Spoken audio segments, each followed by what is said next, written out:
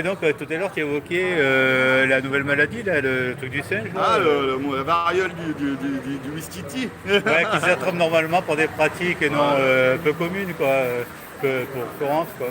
Non mais ils vont faire comme d'habitude, ils empoisonnent les gens avec des vax avant, avec toutes sortes de vax, parce qu'au final c'est tous les mêmes. Même quand ils disent ARN recombiné, ça c'est des conneries. Ça fait croire aux gens que les mecs ils peuvent modifier l'ADN, qu'ils peuvent faire des trucs comme ça. Tu sais, comme ça on se dit ouais ils sont balèzes. Alors qu'en fait pas du tout, c'est juste un film.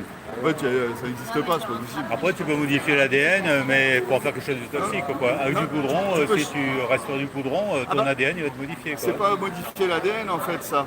Ouais. En fait même déjà l'ADN qu'est-ce que c'est vraiment déjà, Ouais. Ouais, c'est vrai que tu m'avais parlé des microsima. microzymas. Ouais. Et puis l'ADN, ça veut dire quoi? Au final, c'est toujours, t'as toujours l'observateur et t'as toujours une machine créée par la mafia qui est l'intermédiaire et qui va, on va dire, te donner une image. Tu vois. Donc en réalité, elle va, comment on va dire, interpréter quelque chose, un message. Oui, c'est sûr que c'est à tellement petite échelle que c'est pas facile. Ils interprètent. On Voilà. voit que des petites bandes de plusieurs couleurs. Hein. Du pipeau, tout ça, c'est un grand pipeau. Après, moi, je pense que tout est comme tout est, si tu veux, vibration quelque part. Et ben, ils peuvent capter la vibration, une certaine vibration. Mais maintenant, une vibration, c'est pas physique, tu vois. Ouais, ouais. C'est vrai qu'en plus ils évoquent la théorie des cordes à très petite échelle. Et Après, donc, c'est pour ça qu'à un moment, je pense que tout est un mytho. En fait, ils se font. bonjour à toi. Salut toi, la patate. Tranquillou. Bah ouais, ça fait longtemps. Ouais. Et donc, tu vois, ils inventent des histoires pas possibles pour faire flipper tout le temps et pour se faire passer. Tu vois, quand ils ont dit ouais, on a cloné un mouton, je suis sûr que c'est faux. Mais en tout cas, ce qui est garanti, c'est que là, ce qui nous attend, ça va être encore des restrictions de liberté dans quelques temps, avec, disons, en tout cas des tentatives. On verra si. Une tentative, ouais, c'est ça, ils vont tenter. Tu sais, faut qu'on y croit aussi. Sinon, ça marche pas, ils prennent pas le risque, si ça marche pas de. Maria, patate. Bonjour. Bonjour Maria. Enchantée. Ouais, donc tu vois, c'est comme la bombe atomique. Quand tu arrives physiquement, en fait, tu dis attendez les gars, ça marche pas votre truc. Physiquement, c'est pas possible. Cloner quelque chose, physiquement, c'est pas possible. Les virus, c'est faux.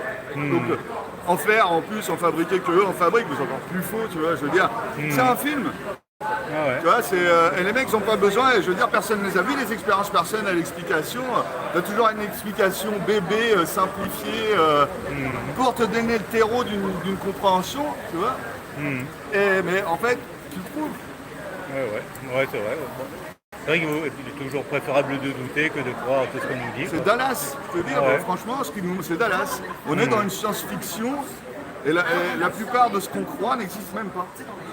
Ouais. Bon, par contre, c'est vrai que ce que nous est annoncé en amont aura sûrement des impacts politiques qui sera du concret.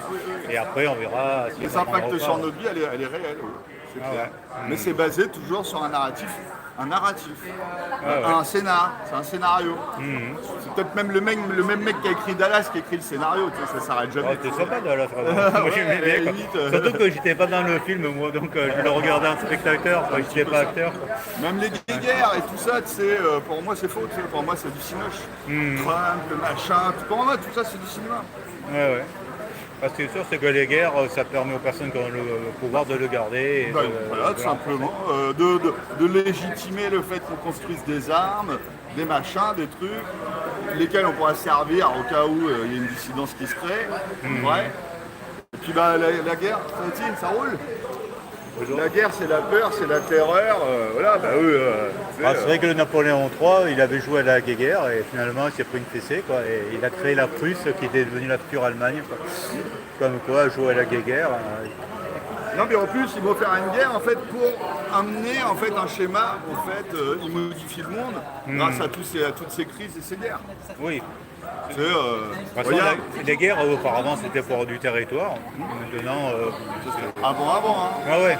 Et regarde maintenant, quand ils vont créer une guerre, ils font quoi? Souvent, ils vont prendre une partie géographique, ils vont prendre deux peuples qui ne s'entendent pas, ils vont créer un pays. Tu regardes bien. Ouais. Et à chaque fois, bah, c'est le bordel.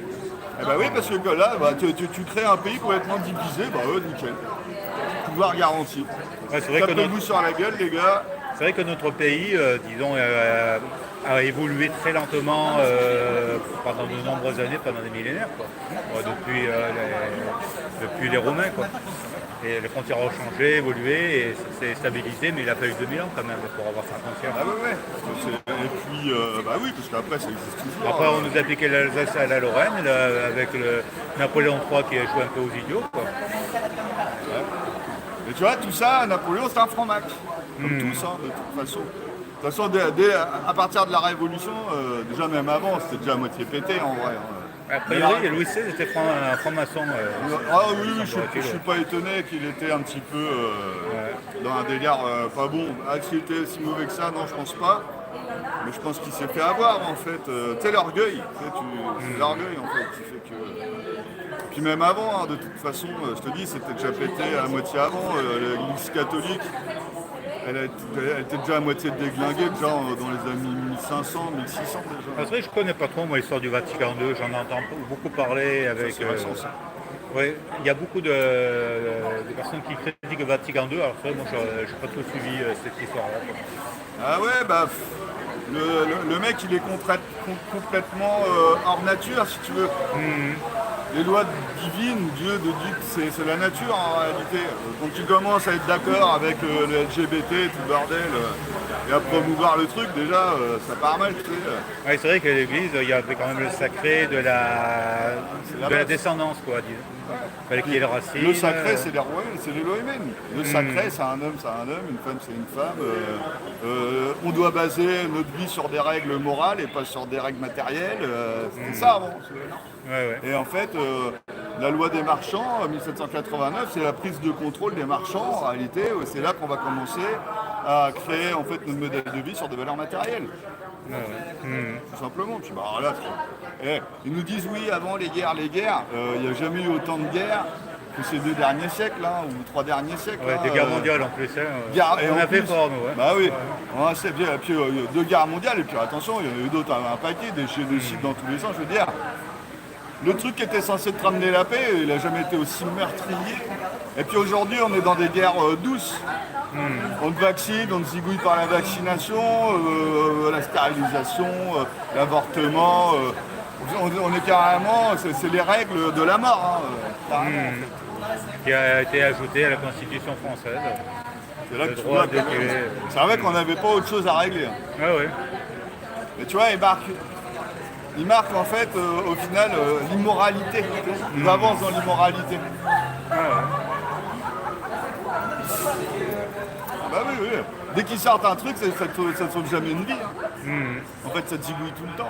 Hein. Là, bientôt, ça va être quoi? Le droit à la mort, le droit à la mort assistée. Ouais. Ils ne cherchent pas à te sauver, ils cherchent à te buter. Oui, en plus, ce sera le droit à la mort assistée, et très probablement, l'étape suivante, ce sera assisté, mais sans la demande de la personne concernée, mais simplement de manière administrative. Voilà. C'est plus facile aussi pour zigouiller les gens. Ah ouais. Parce que la dissidence, toi t'arrives, t'es shooté complètement, le mec il dit au médecin... Si initié vous sortez, ben, tu sors, mais les pieds devant. Et puis voilà, c'est ça. Puis le médecin, lui, comme un bon petit mongol, il attend comme ça que son maître il lui dise ce qu'il faut faire. Le même mec qui représente l'autorité, il va venir, il va dire tiens, c'est le papier comme quoi il veut mourir. Toi t'es shooté comme ça, il te zigouille, voilà, c'est fini. Ouais, ou bien on te tient la main pour que tu signes, ou même après on n'aura plus besoin. Ils n'ont même pas besoin. Ah ouais, il n'y aura plus qu'un bouton. Voilà. Quand tu regardes l'avocat de Natacha Ray qui s'est fait retirer ses gosses, basé sur faux témoignage d'une gendarme, ça n'a pas marché, mais il y a encore un soupçon de justice. Bon, il y en a un qui est bon, exceptionnellement, ça existe encore, mais pas beaucoup. Ah bah elle a refait une autre plainte sur un autre truc. Alors, je me trompe peut-être dans l'histoire qui s'est passée, hein, parce que je ne la connais pas par cœur, mais apparemment il a refait un autre faux témoignage et là c'est passé. Non, ça reste basé sur rien. Basé sur rien. Et là tu te dis c'est moche. Ouais. Et comme tu disais la dernière fois, là on est vraiment au fond et on pourra remonter, quoi. Ah bah oui. C'est vrai que c'est difficile de descendre encore plus, c'est à moins de prendre une pelle ou je sais pas trop quoi. Figure-toi qui m'étonne toujours. Ah ouais. À chaque fois je me dis oh là on est au fond. Et bah à chaque fois ils arrivent à nous trouver un truc pire. Et là je me dis putain ils sont forts. Ils sont forts dans la connerie. Et comme je dis aussi, tout le monde monte du doigt le gouvernement et tout ça, mais en réalité le gouvernement il fait que ce que le peuple laisse faire. Ouais. Donc qui est vraiment nul à chier en fait, c'est C'est plus ce que disait la Boétie, hein. le servitude volontaire. Que les victimes étaient... Oui, Ah, ils sont consentantes. Hein. Ah ouais. C'est manque de courage, ignorance, manque de discernement, orgueil aussi, parce que c'est des malins les mecs. En fait, ils ont fait en sorte. On va tout leur expliquer, soi-disant, la vie, comment ça marche, simplement. Comme ça c'est calé, ils n'ont plus de questions à se poser, ils savent tout. Ouais. Et toi, tu arrives en fait en disant non, mais ça marche pas comme ça. Bon, quand toi, tu dis que les virus ça n'existe pas, bah, tu vas voir, les mecs ils t'attaquent direct. Hein, Ouais, quand avec le mot... les agents Smith. Hein, le mot préparé, quoi, qui a 5 ou 6 ans d'âge, le mot complotiste, quoi. Complotiste, ça veut dire j'écoute pas tes arguments, je t'ai étiqueté. Bah voilà, c'est ça. Et tac, c'est tellement simple en fait. Quand tu as affaire à des moutons, c'est trop simple. Oui, c'est vrai que le contraire de complotiste, il n'a pas été inventé. Ça doit être le sachant, la vérité. Le mot conspirationniste complotiste c'était inventé après l'assassinat de Kennedy, c'est la CIA. Par contre, complotiste, il est en dictionnaire depuis maintenant 7 ans. Il avait été ajouté dans le dictionnaire. Ah bah oui, oui. Après, l'antivax, l'antipass, ça ne s'est pas trop passé, ça, bon, c'est pas resté dans les mœurs. Bon, antivax, ça mort. Quand un gars qui te dit complotiste, déjà tu te dis, bah, le gars il n'écoute pas, quoi. Ah mais c'est incroyable. Bon, il y a des choses sur lesquelles je suis pas d'accord. Enfin, disons que je partage pas ton point de vue. Je ne vais pas dire que je suis pas d'accord parce que je vais pas juger. Disons, il y a des choses sur lesquelles je suis pas en phase avec toi. Mais bon, je t'écoute et j'essaie de raisonner pour voir si ça tient, si pour moi ça tient. J'essaie de valider ou pas, quoi. C'est l'idée en fait. C'est l'idée. Moi c'est pareil. Hein. Je veux dire, je sors pas les trucs de mon chapeau si tu veux. Il y a des trucs que j'ai découverts, mais pour beaucoup en fait je l'ai entendu de quelque part. Et tu fais des mises à jour, quoi. C'est ça. Tu as un nouvel élément, tu réessayes. J'ai réfléchi, je sais que je sais pas tout. Et donc pourquoi le mec qui dit un truc qui me paraît incroyable, il dirait de la merde, qui je suis pour le juger en fait. À partir de là j'écoute. Si ça me paraît pas déconnant, je vais faire mes petites recherches moi-même aussi derrière. Ah ouais. Et puis je vais regarder si je peux démonter le truc. Si je peux pas, c'est que ça serait certainement la vérité. Toujours comme ça en fait, hein, en réalité. Hein. Le plus dur c'est de douter de ses certitudes, quoi. Ah c'est ça. Il faut pas avoir de certitude. Je remets toujours beaucoup de choses jusqu'à temps que j'en suis certain, que je suis certain. Ça, moi, ça existe aussi. La réalité, elle existe aussi. Tu vois. Et donc, à un moment, tu peux être certain aussi d'un truc. Ça y est, ça s'est calé. Ah, mais après, parfois, tu peux avoir quelque chose qui te remet. Ça dépend sur quoi. Ça dépend des sujets. Parce qu'il y a des sujets, c'est calé l'affaire. Hein. Tu vois, la vérité, on la trouve à un moment. Et puis, à partir du moment où tu trouves la logique, et tu vois, l'expérience de la science, je veux dire, il y a des trucs qui sont clairs et nets, ça marche, tu vois. Et parce qu'on peut refaire l'expérience et ça sera toujours pareil, ça marchera toujours de la même façon. Donc là, on sait que c'est. Voilà, on l'a. On l'a, c'est immuable. C'est vrai qu'on sait qu'il y a quelque chose qui attire les objets vers le bas. Certains appellent ça la gravité. Moi j'appelle ça, moi j'appellerais ça plutôt la densité mélangée avec de l'électromagnétisme. Ouais. Mais c'est vrai que je pense que toi tu as vérifié mentalement que ça tenait la route. Ça tient la route, ça tient la route, la logique de la gravité, qui est une théorie, hein, qui n'est pas fondée. Rappelons-le quand même. Hein. Ouais. Elle est restée c'est encore une théorie. Hein. C'est vrai que le Einstein, il a modifié ce que Newton avait monté à un certain moment. Il avait cassé ce qu'il avait... Non, puis il a eu simplement à dire les choses sont comme ça. Personne vérifie, tout ça, prenez ça, cherchez pas et basez tous vos calculs derrière là-dessus. A priori, il aurait réussi à trouver quelque chose du niveau de la trajectoire de Mercure qui aurait pu prouver, mais après c'est vrai que je n'ai pas fait les mesures, je n'ai pas fait les calculs, donc... Et puis, regarde, soi-disant, tout tourne et tout ça, mais du coup, pourquoi les planètes, elles font des rétro-mouvements comme ça? Ouais. Comment que c'est possible en réalité? Oui, c'était le copernicien, Voilà. Au final, ça fait comme ça. Et ils tournent autour d'un truc. Et je veux dire, aller dans leur logique comme ça, ok, passons, même si déjà c'est un peu déconnant. Mais alors maintenant qu'il y ait des rétros... là, c'est vrai que là, on est sur un point... là, les gars, là, dans votre logique, tout ça, ça marche plus. Et là, c'est vrai que là, on est sur un point, justement, que nous, on ne partage pas. Pour moi, la Terre est ronde, pour toi, elle est plutôt plate. Géocentrisme, moi je suis resté sur le géocentrisme. Géocentrisme qui était le modèle admis quand même depuis des milliers d'années. Et dans le modèle que toi tu adoptes, c'est Moi, je reprends le modèle à l'ancienne et c'est le bon.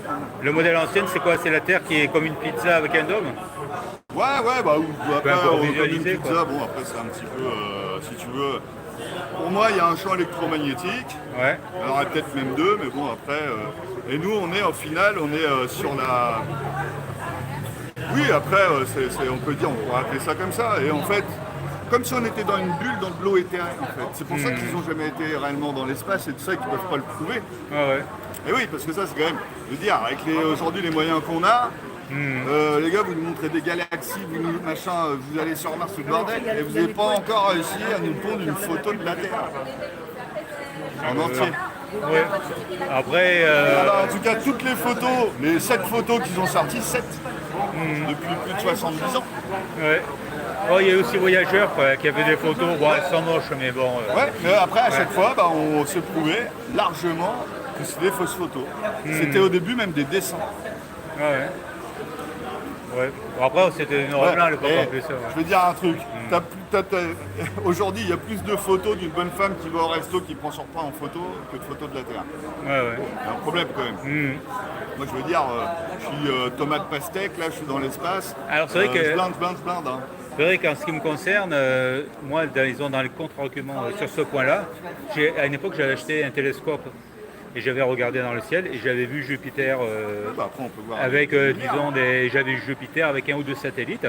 Donc j'avais vu qu'au loin, il y avait, disons, une sorte de boule avec des trucs qui tournaient Bah autour. oui, bah, on voit clair de toute façon. Après, moi, je ne remets pas ça en question non plus. Ah ouais. Si tu veux. Mais c'est des luminaires.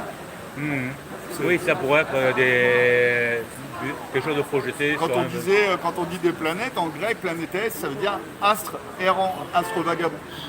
Ouais. Voilà. Donc un astre, c'est bien une lumière. Tu sais. Oui, parce qu'ils n'arrivent pas à déterminer la trajectoire. Elle est où la frontière entre le gaz et l'espace infini et le vide? Là, à un moment, ça s'arrête tout là. Là, c'est le vide, là, c'est le gaz. Tu sais. Il y a quoi? Il y a une capote autour? Il y a quoi? C'est où la frontière? Bon, là, disons, dans le truc, c'est plutôt la densité qui diminue largement. Au fur et à mesure, il y a de moins en moins de molécules. Normalement, dans la nature, tout s'équilibre. Ça Ouais. veut dire que si il fait chaud, tu es chez toi, tu ouvres ta porte, dehors il fait froid, ça va s'équilibrer. Tu vois, le chaud il va sortir, le froid va rentrer. Et la vie elle est faite que d'équilibre. Une batterie ça marche sur l'équilibre. Un truc chargé en positif et un truc en négatif en fait. Et voilà. Et c'est le fait de l'équilibre en fait qui va créer le courant électrique. Tout est équilibre dans la vie. Alors, ce qui est sûr, c'est que quand tu montes quand tu prends une montagne et que tu gagnes en altitude, il y a beaucoup moins d'oxygène, donc la densité de l'air diminue. Donc on peut supposer que si tu continues à monter en altitude, D'ailleurs, le soleil, quand on parle de ça, ça c'est ma petite théorie, mais pour moi, le soleil, en fait, regarde, tu prends des micro-ondes.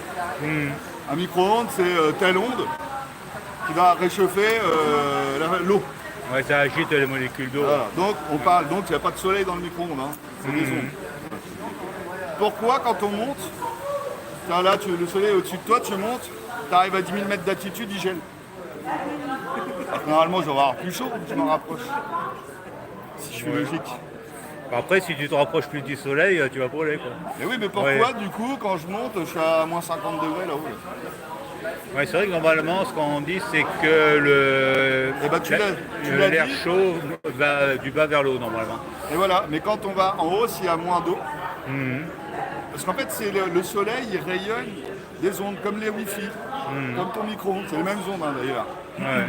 D'ailleurs, on se dit, ah putain, il fait chaud en ville. Bah oui, les ondes Wi-Fi, ça réchauffe au final l'humidité. Voilà, la sensation de chaleur, elle est là. Tu vois. Ouais. Et en fait, c'est les gouttelettes d'eau, c'est l'humidité qui a rafraîchi, qui a réchauffé. T'as battu la patate? Ça roule? Tranquillou. Et donc, résultat des courses, en fait, ça marche pareil. Le soleil, c'est pareil. C'est pour ça que le soleil n'est pas forcément quelque chose de chaud. Il y a quelque chose qui envoie des ondes. Et si t'es de l'eau, ça te réchauffe. Plus ça. Il faudra que je réfléchisse, disons, à ce concept-là pour Même, vérifier de mon moi, côté. j'avais Quoi. une piscine, moi j'ai une grosse piscine. Ouais. Et la piscine, comment tu fais en fait pour garder on réchauffe, on garde un taux d'humidité important et c'est des gouttelettes d'eau qu'on réchauffe. C'est pas l'air en fait. Et donc il faut avoir, plus tu enlèves l'humidité, plus tu vas être dans le froid. Ouais. Ah ouais, c'est comme ça de toute façon. Pas que dans le désert, il fait très sec et très chaud en même temps. Le jour, en tout cas, et la nuit, il fait très froid. Et la nuit, il fait très froid. Mais tu vois, c'est comme ça. Puis après, ça ne veut pas dire aussi que dans le désert, il fait trop chaud, mais ça ne veut pas dire qu'il fait très sec. Mais ça veut, en fait, sec par terre, mais ça ne veut pas dire que dans l'air, il n'y a pas d'humidité. Il y a de l'humidité, en réalité. Oui, il paraît que dans le désert, très profondément, il y a des nappes, il y a de l'eau. Ben oui, de toute façon, il y a de l'eau partout, même dans le désert. Et après, c'est l'environnement qui est dur dans le désert. Tu n'as rien pour te mettre à l'ombre. Et puis tu vas avoir des matières qui emmagasinent beaucoup de chaleur aussi, qui la restituent. Donc la sensation, elle est ultra trouvable. Et c'est vrai que les arbres, c'est pas mal, disons, pour lutter contre, pour avoir un bon climat. Quoi. Je vois, j'étais en Normandie, ça n'a rien à voir. Hein. En Normandie, nous, c'est tout vert. J'étais dans le jardin de ma mère, là, hyper fouillu, avec les frères. Ouais. C'est bien. Ouais. C'est pas mal. Donc, oui, évidemment, mais tu vois, le désert, c'est un peu comme Paris, où en réalité, tu as des matériaux qui emmagasinent la chaleur et qui la restituent. C'est pour ça que la nuit, il fait chaud aussi. La température elle descend, bah ouais, mais eux, il faut qu'ils continuent à restituer. C'est vrai qu'à Paris, ça descend pas vite. Il y a trop de béton. Donc c'est des malins. Les trous de balles. Mais bon, ils mentent surtout et ils profitent de l'ignorance des gens en fait. Et les gens, ils sont tellement dans le mensonge. Mais les gens, ils sont tellement dans le mensonge, c'est que quand tu leur dis la vérité, ils ne croient pas. Tu leur mens, ils te croient. C'est un truc de dingue. J'en parlais justement avec un collègue les derniers coups. Chercher une technique, comment mentir quand tu me crois, mais qui va les faire changer d'avis, je trouve pas. Bon, après, un mensonge qu'il est remis en ligne, qu'est-ce que ça existe? Après, vouloir convaincre quelqu'un, c'est à la personne de découvrir elle-même la vérité ou sa vérité. De toute façon, tu peux pas. Tu vis au final, toi, tu dis ce que tu as à dire. Je suis au taf, par exemple. Tu as rimé, je dis pas bonjour, mais je tape la bise direct, je dis mais moi je crois pas au virus. J'en ai rien à faire. Et tu sais, je garde mes positions. Au final, tous vax, tous malades, je suis le seul qui est pas vax, je suis le seul qui est pas malade. T'avais le Covid, je t'ai fait la bise 10 fois et puis je l'ai pas chopé, dis-donc. Incroyable. Ouais. Comme quoi. Eh oui, mais c'est de l'arnaque tout ça, c'est de la pure arnaque. Puis tu reprends l'histoire de Big Pharma, tu dis ah ouais d'accord. Je vais me mettre plus à l'abri de la pluie. Tu reprends l'histoire de Big Pharma avec Rockefeller qui a fait le contrôle complètement de la médecine, une putain de mafia dégueulasse, Rockefeller. Tu te dis bon ça peut pas être ça. Puis, la médecine est tellement performante qu'il n'y a plus personne qui est en bonne santé. Toi tu es en bonne santé. Ah bah oui, parce que j'ai la chance d'avoir compris et de faire zéro confiance dans la médecine. Il n'y a que la chirurgie qui n'est pas encore trop dégueulasse quand elle est basée sur un bon diagnostic. Oui, tant que le but c'est pas de te changer de sexe quoi. C'est ça, ouais. Non, mais bon, c'est remboursé. Hein. Ils peuvent te réparer un genou. La chirurgie elle est efficace, elle est bonne. Ils savent faire des trucs incroyables. Au niveau des dents aussi, c'est vrai que c'est pas mal quand il y a une carie. Tout n'est pas acheté. Tout n'est pas acheté. Mais toute la médecine chimique est dégueulasse. Et tout le principe, le modèle en fait sur lequel ils basent leur diagnostic, catastrophique. Là, je vois un médecin, il disait moi sur 1000 cancers, j'en soigne 990. Et les 10 qui ne sont pas soignés, c'est parce qu'ils ne le veulent pas. Tiens, regarde, il y a un mec là, il y a un avion qui s'est écrasé. Apparemment, le mec, il y avait 8 mecs qui travaillaient pour des trucs contre le Covid. Ils avaient trouvé des trucs pour le cancer. Ah bah merde, c'est écrasé le bordel. Et je crois que c'était le MH87, je sais plus quoi, là, un autre truc. T'avais une équipe qui avait vu qu'en fait le VIH c'est une arnaque, les mecs travaillaient sur le sida. Ah bah merde, l'avion s'est écrasé aussi, dis donc. MH387, ça vous parle pas ça? Non, j'en ai pas entendu parler. Sur le coup, il s'est écrasé, j'en parle, je saurais. Tu vois, il t'envoie sur un truc, toi tu crois que c'est... Mais en fait, toi tu vas croire que c'est un attentat ou c'est je sais pas qui a dégommé l'avion, et tu poses un peu le suivi, tu dis mais qui est dans l'avion?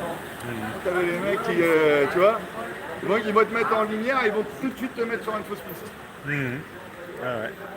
Vas-y, la patate? Bonjour à toi. Ah ouais, c'est des trucs de balle. Mais bon, après... il y a Dan, Dan, Pierre-Frédéric, Alexis. C'était intéressant. Je vais dire bonjour. Oui, il n'y a pas de quoi.